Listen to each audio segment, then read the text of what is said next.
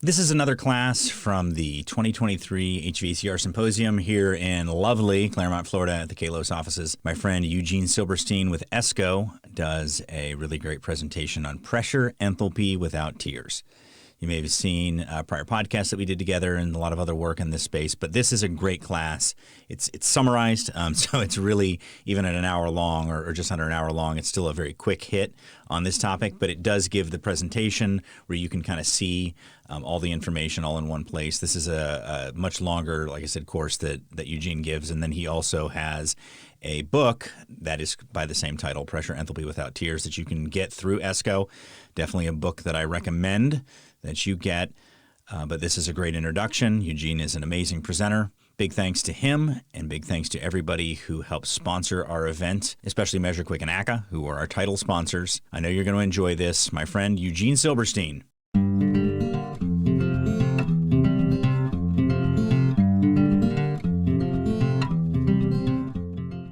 For those of you who don't know me, my name is Eugene Silberstein. I've been in this industry for over 40 years. I am presently the Director of Technical Education and Standards at the ESCO Institute. So chances are, if you have an EPA card in your pocket, it came from us. So we certify technicians, we credential instructors, accredit programs. But yeah, so I was given the great opportunity over the years to author or co-author over a dozen textbooks on HVAC.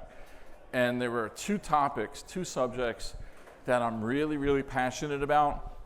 One of them being psychrometrics, the air side of the world, and one being pressure enthalpy. And a lot of times when we get taught pressure enthalpy, either in school or through any other source, it can get a little intimidating. So I was encouraged to write the Pressure Enthalpy Without Tears book by the graduating class of 2006 at the college that I was teaching at. I had the opportunity to write, direct, and teach my own program.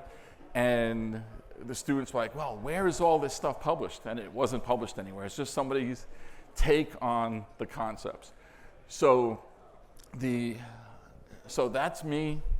And my approach to this is really just to take what we already know, take a concept and just look at it a little differently. So independent of other individuals, I had come up with this expression, this term, this phrase. If we change the way we look at things, the things we look at change. And I was researching, I was planning on writing a new book, and that was going to be the title of the book. And as I was searching, I found out that there were 3 other individuals who had also coined this very phrase. You might have heard of them. Max Planck, theoretical physicist, Albert Einstein, theoretical physicist, and Dr. Wayne Dyer. He is a self-help guru, motivational speaker. So I gave credit to all of them, but I listed myself first.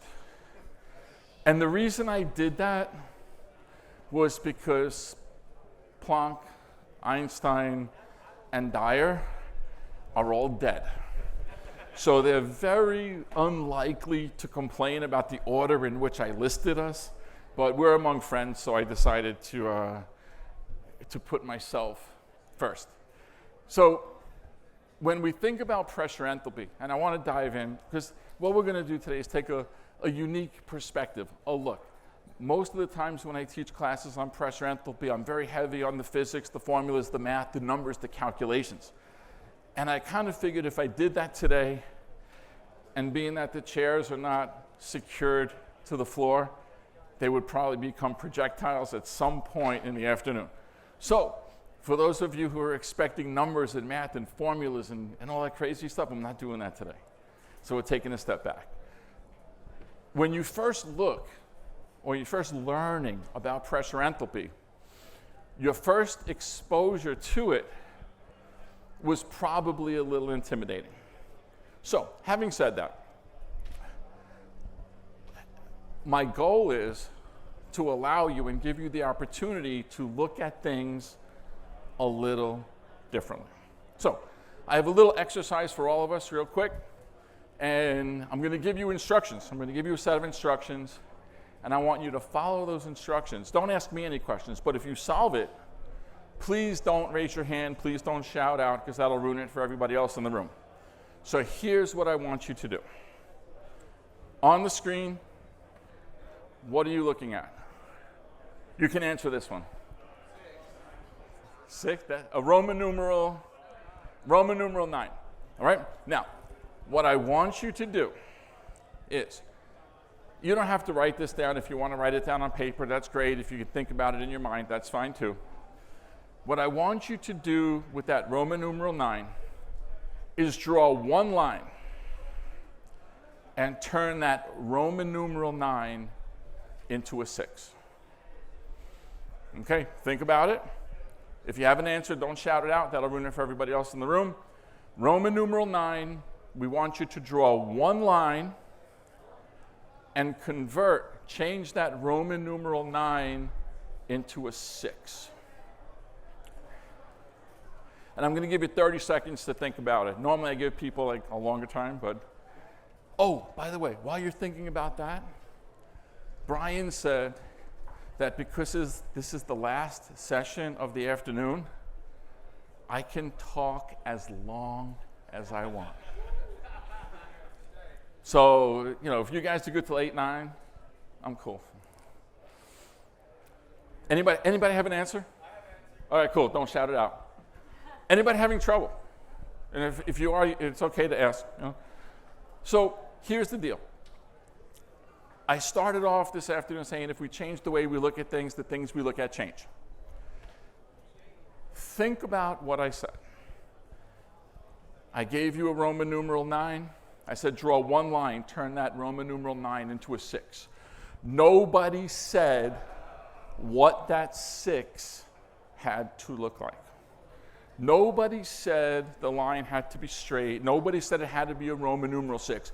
What I said was, draw a line, turn the Roman numeral 9 into a 6. What you heard was, take the Roman numeral 9, draw one straight line, and turn the Roman numeral 9 into a Roman numeral 6. Is that what you heard? Chances are, right? So a lot of the problems that we see in the field, barriers that stand between us learning something, or barriers that stand between us properly troubleshooting and evaluating a system, are not with the system. A lot of those problems, a lot of those barriers that we face come from here. So I just want you to think about that. So over the next 3 or 4 hours, because we're here till 9, now we said, right? I just want you to look at things a little bit differently. That's all I'm asking you to do. When you think of pressure enthalpy, maybe thinking about when you went to school and your teacher started teaching you pressure enthalpy, or when you looked up the topic of pressure enthalpy, probably the first thing you saw was that. Now, here is the Silberstein mindset. When I look at something, a chart, a table, and I look at that paper, that sheet, and I see more ink on it than white space, I'm running. So imagine sitting in a class and your teacher saying, okay, today we're going to learn about pressure enthalpy. There's only one reaction. You're going to run for the hills. So first of all, what is this thing? Pressure enthalpy chart. It looks cool. It's really, really nice. But of what value is it? So why do we want to plot a system on a pressure enthalpy chart? Well, if you ask me, the number one reason on that list would be because it's fun. All right, as you're going to see at the end. It's really super easy to do. It's not complicated. And there is a sense of satisfaction once you plot this thing out. All right, and it makes really cool shapes.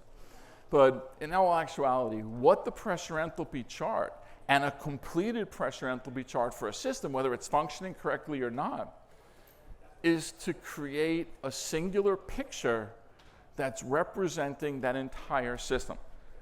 Think about us out in the field. If we want to evaluate airflow, we have to go up into the attic or to the basement to the air handler, and then we go out to the condensing unit. So we have to go to different places to gather different pieces of information to create this representation of our system. Pressure enthalpy plot allows you to create a singular picture that represents all components of the system. With that completed chart, you can estimate system efficiency, system capacity.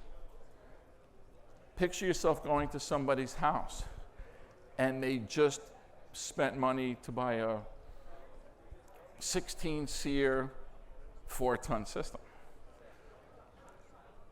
Is that customer really getting 4-ton 16 SEER? And you go up to the supply register and you go, oh yeah, that's 4 tons. That's like 4.5 right there, right? How do we know? So with a completed pressure enthalpy chart, not only do we create that visual representation of a system, but we can estimate the capacity, what's the output, what's the efficiency of that system. We can even use a completed pressure enthalpy chart to troubleshoot systems. So a lot of the smart tools that we have available are based on the concepts of pressure enthalpy charts. So this is the man behind the curtain. This is the physics behind what we're using out in the field today.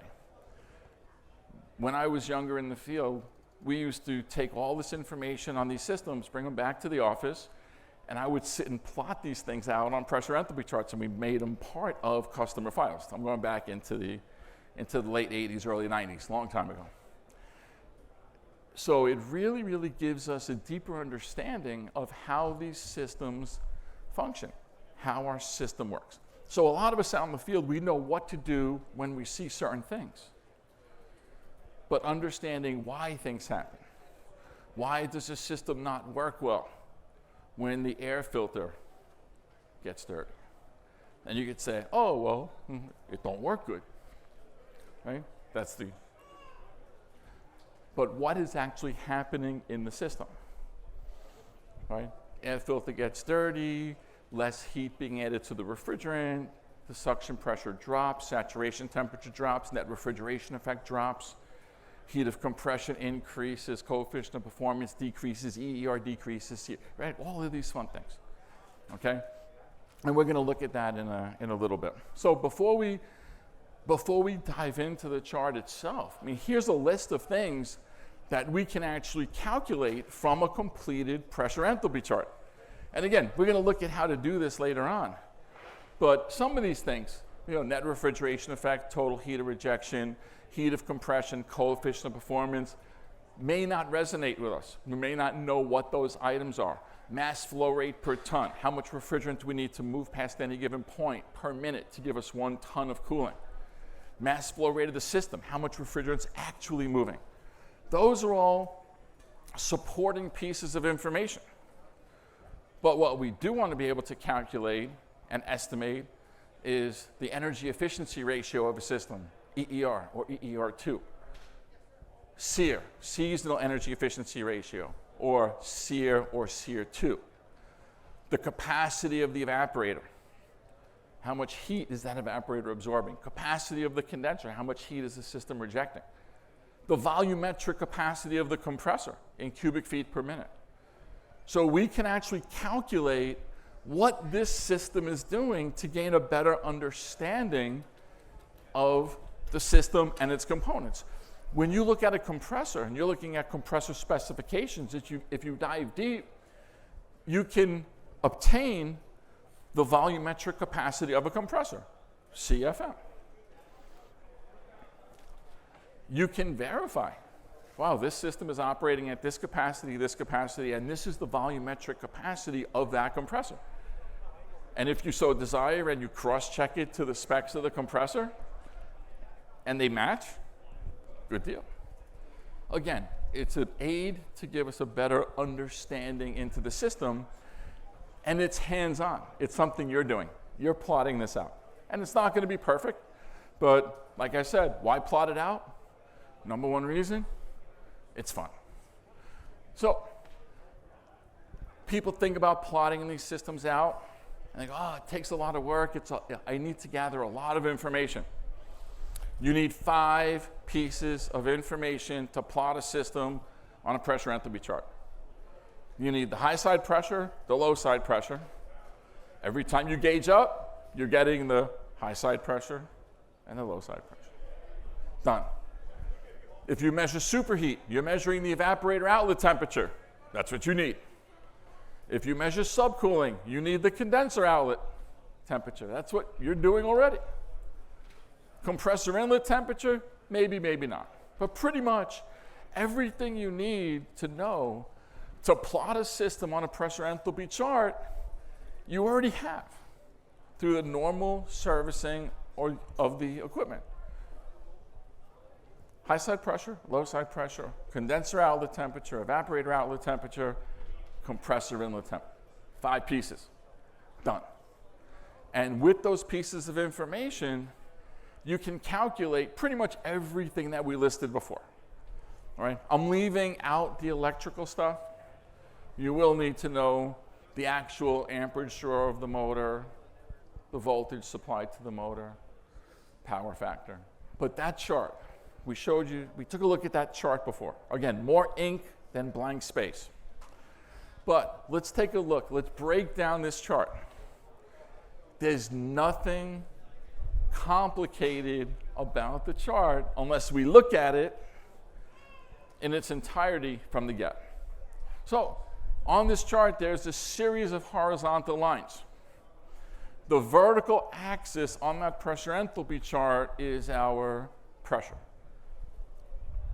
So any horizontal line on that chart represents a constant pressure. So if we are at any point on that chart and we move directly to the left or directly to the right, the pressure that we are experiencing in our system will remain unchanged. It's only when we cross those lines of constant pressure does the pressure change. So if we move up on that chart, pressure's increasing, down, pressure decreases. Pretty cool. The only difference is, the only thing we need to be aware of that the vertical axis is expressed in PSIA. So that's not PSIG. So for the most part, if you have a gauge pressure, then you're going to add 14.7 to that number, and that'll get you real close to your equivalent PSIA rating. And again, we'll talk about that in a little bit. Right? So horizontal lines, lines of constant pressure. We move left or right, pressure doesn't change. Also a set of vertical lines. And those vertical lines are lines of constant enthalpy. And this brings me to a really interesting question, because people are like, oh, Eugene, why did you write a book called Pressure Enthalpy Without Tears? What does enthalpy mean? And I say, well, enthalpy is a fancy word for heat. So they said, well, why don't you just call it pressure heat without tears? And we could have done that. But how much would you pay for a book called Pressure Heat Without Tears? Maybe, yeah, $12, $13, right? Pressure enthalpy without tears, $70. So pressure enthalpy without tears, it is, right? So when we're talking about enthalpy, we're talking about heat content, different from temperature, right? Temperature is the level of heat intensity, where enthalpy is the actual amount of heat content in BTUs per pound. So the vertical lines, lines of constant enthalpy, lines of constant heat content. If we move up and down on any of those lines, the enthalpy or heat content stays the same. It's only if we move left or right does the heat content change. If we move from left to right, the enthalpy is going to increase. The heat content is going to increase. Whereas if we move from right to left, the heat content or enthalpy is going to decrease. Fair enough? No rocket science, right? I promised you guys, no rocket science today. In the middle of that pressure enthalpy chart is our saturation curve. Some people like to call it the thumbprint curve. Anything underneath that saturation curve is what you have on your pressure temperature charts. Underneath that curve is where the refrigerant is a mixture of liquid and vapor. So if you've heard the term saturation, right? Saturation exists underneath that curve. We've also heard the term superheat and subcool. Off to the left of that saturation curve, that is our subcooled liquid region. So at the outlet of our condenser, we have subcooled liquid. So the outlet of our condenser is going to extend to the left side of that saturation curve. The right side of the saturation curve, that's our superheated vapor region. So at the outlet of the evaporator, we have superheated vapor. Ideally, at the inlet of our compressor and the outlet of our compressor, we have superheated vapor. So all of those components are going to position themselves on the right side of that curve. So we have lines of constant pressure, lines of constant enthalpy. We have our saturation curve dividing the chart in 3 sections: superheated vapor, saturated, and then subcooled liquid. So far, so good, right? You're going to go home and write a better book. So underneath that saturation curve, we have lines of constant quality. Each line underneath that curve represents a 10-degree change from liquid to vapor or vapor to liquid, depending on which way we're moving. So for example, that first line underneath the saturation curve, all the way on the right side, we're mostly vapor, but that first line represents 10% liquid, 90% vapor. The right edge of that saturation curve represents 100% vapor, 0% liquid.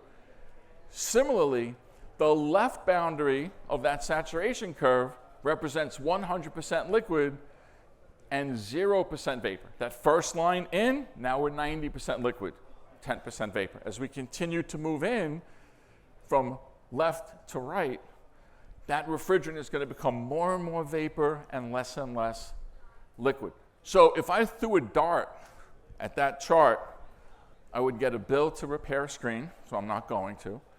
But if we threw a dart, wherever that dart landed underneath that saturation curve, we should be able to determine what the makeup, what the composition of that refrigerant is. Is it 80% liquid, 20% vapor, 30%, 70%, whatever it is. What I'm discussing now applies to a single compound refrigerant. So R134A, R22, right? A single compound refrigerant, not a blend, not a 400 series. Underneath that saturation curve, we have horizontal lines. And those lines represent constant temperature. So for a single compound refrigerant, one pressure is going to correspond to one temperature and vice versa. If we have a blended refrigerant, those lines of constant temperature are going to angle. So they're not going to be perfectly horizontal. And as an aside, if you're dealing with a refrigerant and you want to determine the the temperature glide, if you draw a horizontal line across that saturation curve and you read the temperature at one end of the saturation curve and then the temperature at the other end of the saturation curve and subtract, that's the temperature glide. Kind of cool. So if you have a pressure enthalpy chart, you can do that. Once we get off to the right of that saturation curve, those constant temperature lines curve down. So that top line underneath the saturation curve hits the right side, and then it curves down until it hits the x-axis, the bottom of that chart. We're going to talk more about that a little bit later. The right side of the chart's a little busy because there are some other lines. Those are lines of constant volume. Those are gently sloped lines. And those lines represent how many cubic feet of refrigerant are required to make 1 pound. So we can look at a point outside that saturation curve on the right side, and we can determine how many cubic feet of refrigerant under those conditions are going to be required to make up 1 pound. And we typically do that at the inlet of the compressor. How much refrigerant do we need, or how many cubic feet of refrigerant are entering that compressor, And if we know the constant volume, we can also determine how many pounds of refrigerant that compressor is moving. Right? If a compressor is moving 1,000 cubic feet of refrigerant every minute, if we know how many cubic feet make up a pound, then we can then determine how many pounds of refrigerant that compressor is moving. Remember, compressors are fixed volume pumps. So if the refrigerant is more dense or less dense, the weight of the refrigerant that's moving is going to determine by how many cubic feet of refrigerant we are moving per unit time. Make sense? We cool? Awesome. My favorite one. Now we have steep lines. This is what trips a lot of people up. Lines of constant entropy. People look up the dictionary definitions of entropy. Decay, disorder, the state of unrest.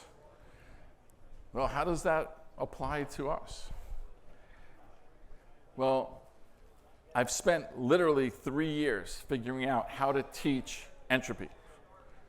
And I now teach entropy with one word: reversibility. If a process is reversible, there is no change in enthalpy. When we talk about decay, if a tooth decays, it cannot undecay. Decay cannot be reversed. It can be stopped, but can't be reversed. So think about refrigerant in a cylinder. If we have a piston and that piston moves inside that cylinder, to compress the refrigerant, the pressure increases from one level to the next. But if we take that piston and we move it back to its original place, the pressure in that cylinder is now going to return to its previous level. So compression is a completely reversible process. So the compression process in our system has to follow one of those lines of constant entropy, or be parallel to those lines of constant entropy. Think about an induction heater you might have in your kitchen at home. What I want you to do is go home and take an ice cube and put it on the induction heater.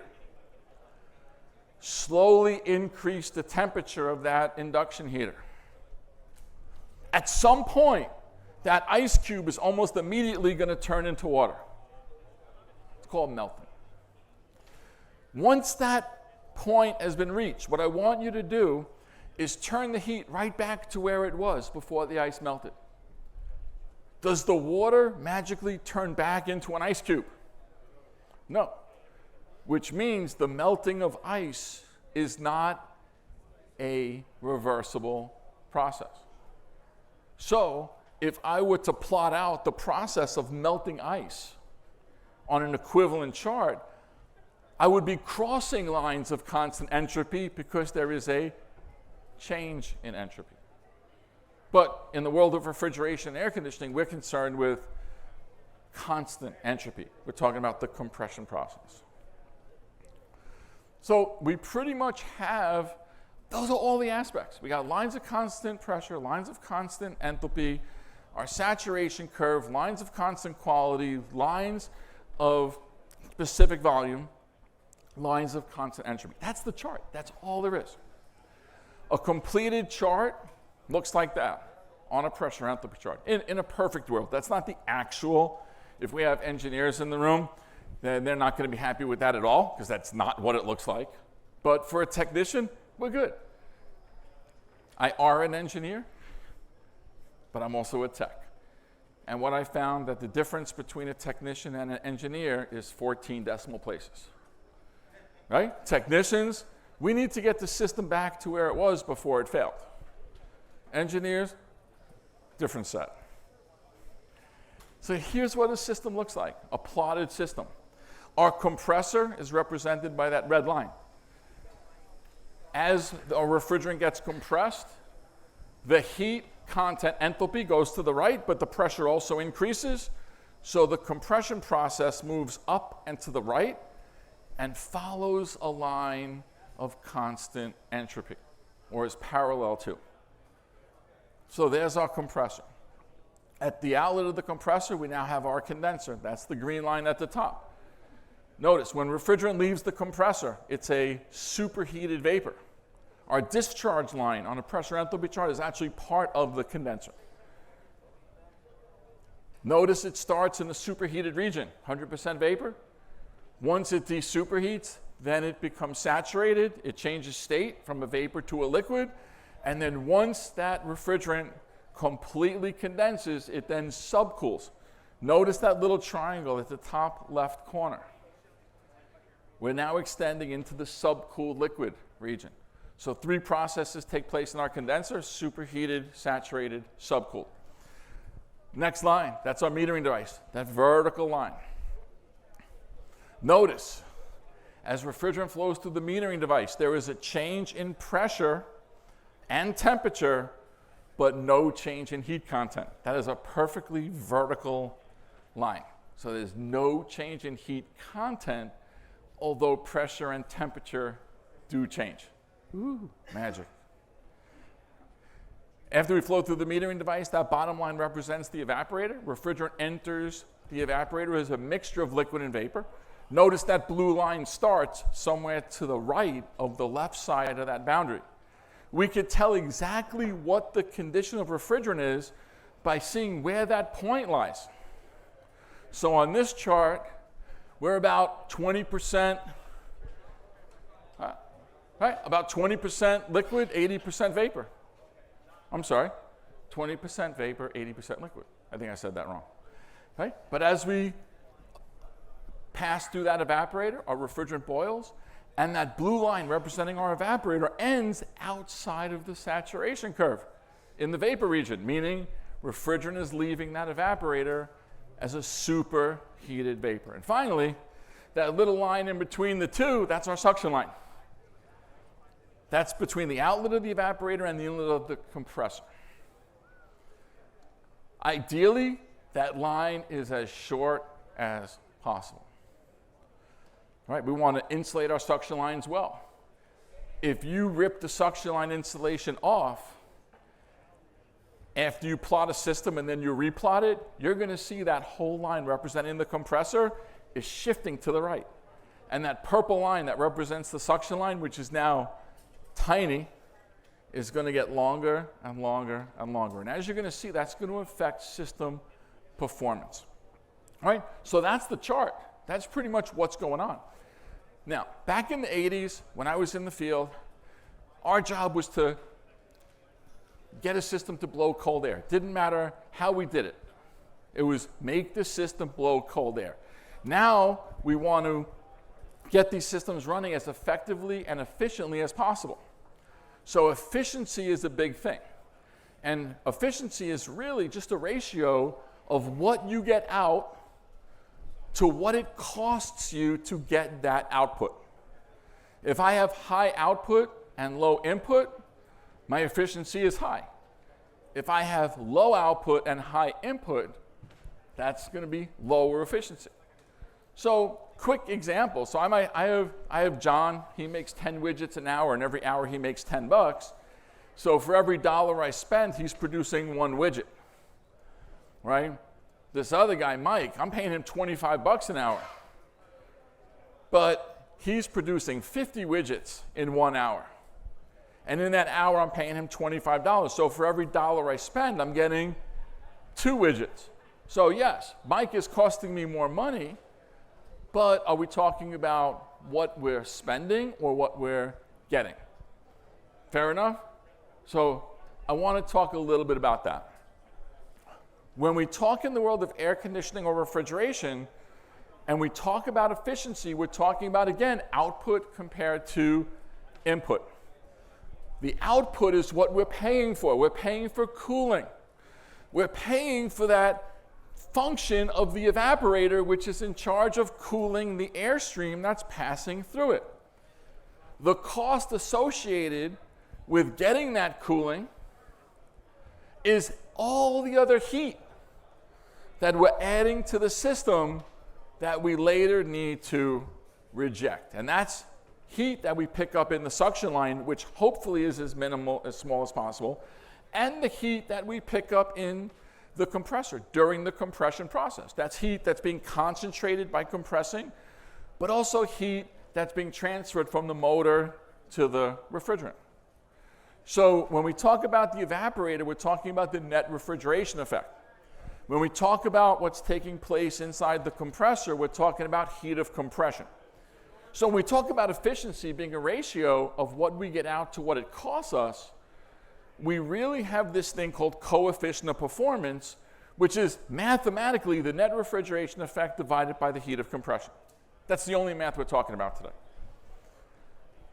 And when you plot out a system, then you're going to end up with 5 points on this chart where you're going to get values, and you can actually calculate what the NRE is, what the HOC is, what all the other system parameters are. All right, but what does coefficient of performance do for me? Well, coefficient of performance is mathematically related to EER. We've heard of EER. You might not have heard of COP, but I know you've heard of EER. Well, EER is the COP times 3.412, which is the conversion factor between BTUs per hour and watts. We have 3.412 BTUs per hour per watt, or 3.412 BTUs per watt hour, however you want to express it. Oh, but we don't deal with EER, we deal with SEER. Well, basically, SEER is approximately equal to EER times 1.2.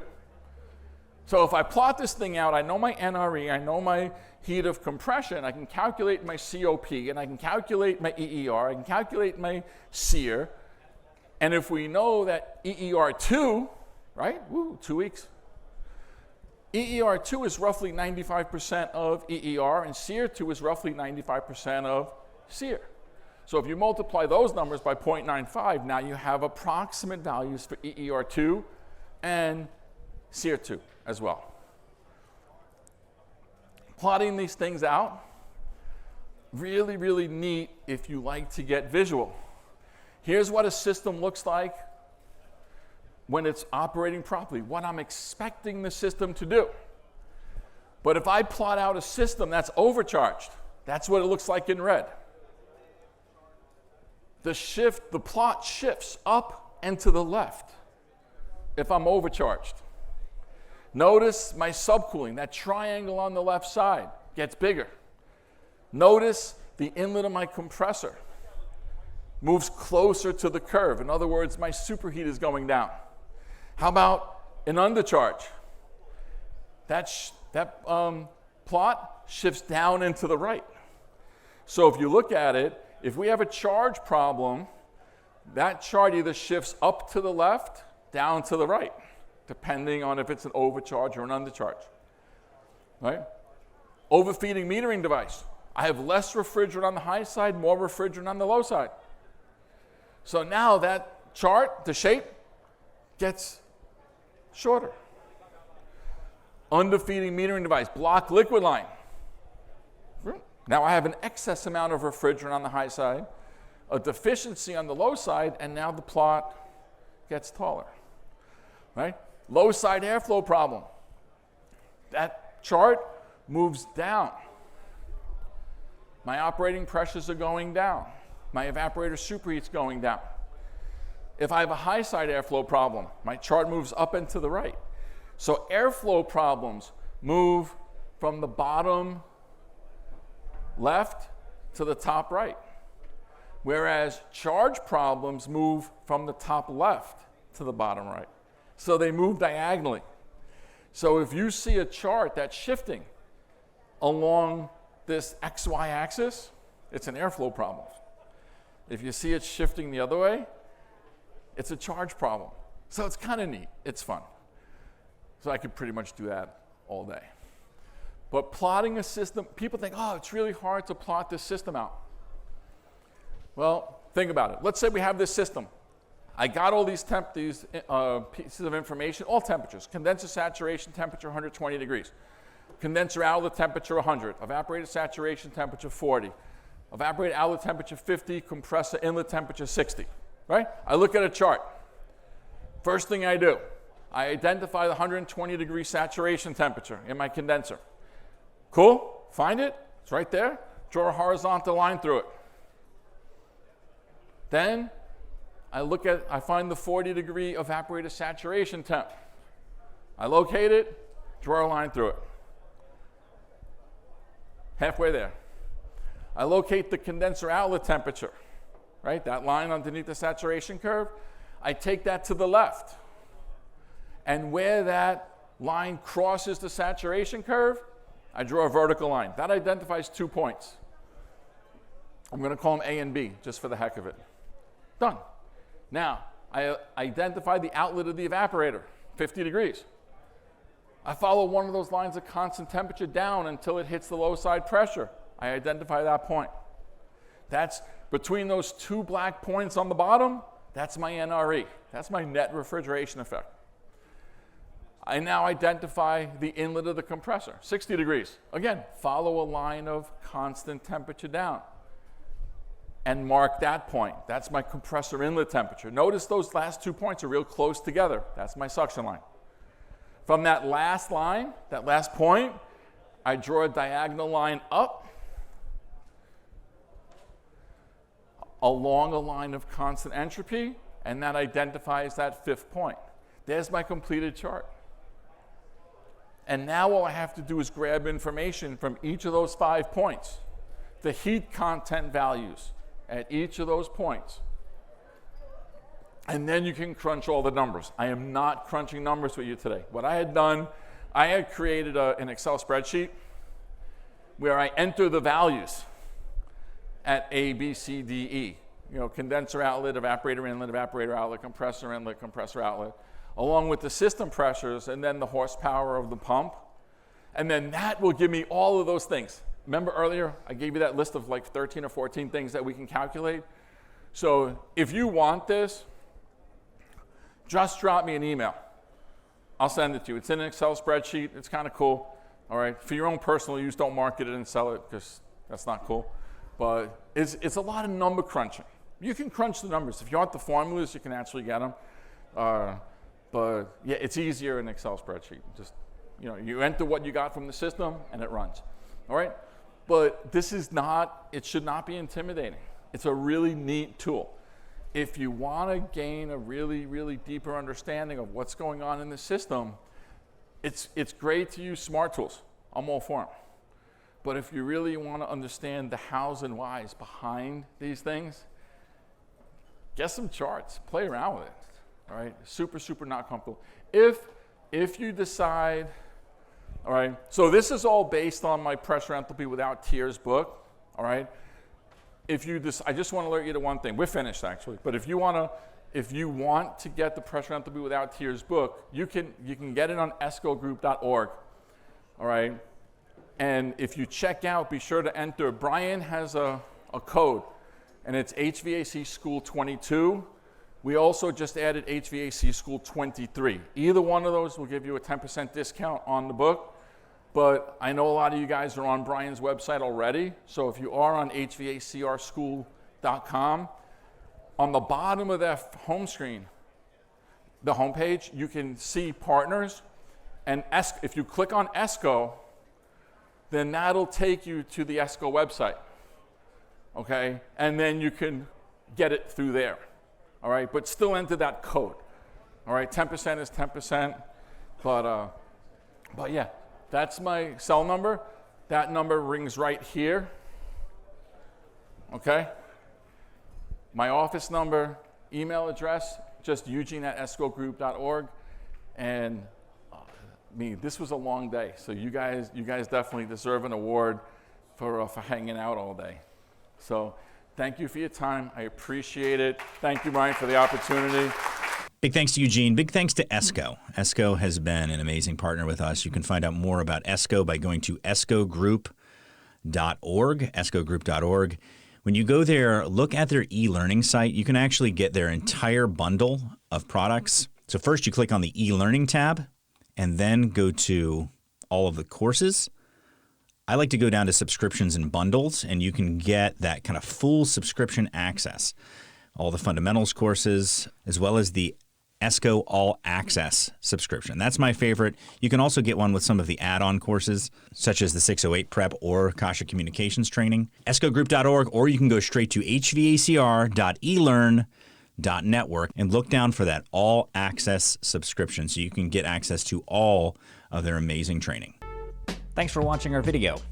If you enjoyed it and got something out of it, if you wouldn't mind hitting the thumbs up button to like the video, subscribe to the channel, and click the notifications bell to be notified when new videos come out. HVAC School is far more than a YouTube channel. You can find out more by going to hvacrschool.com, which is our website and hub for all of our content, including tech tips, videos, podcasts, and so much more. You can also subscribe to the podcast on any podcast app of your choosing. You can also join our Facebook group if you want to weigh in on the conversation yourself. Thanks again for watching.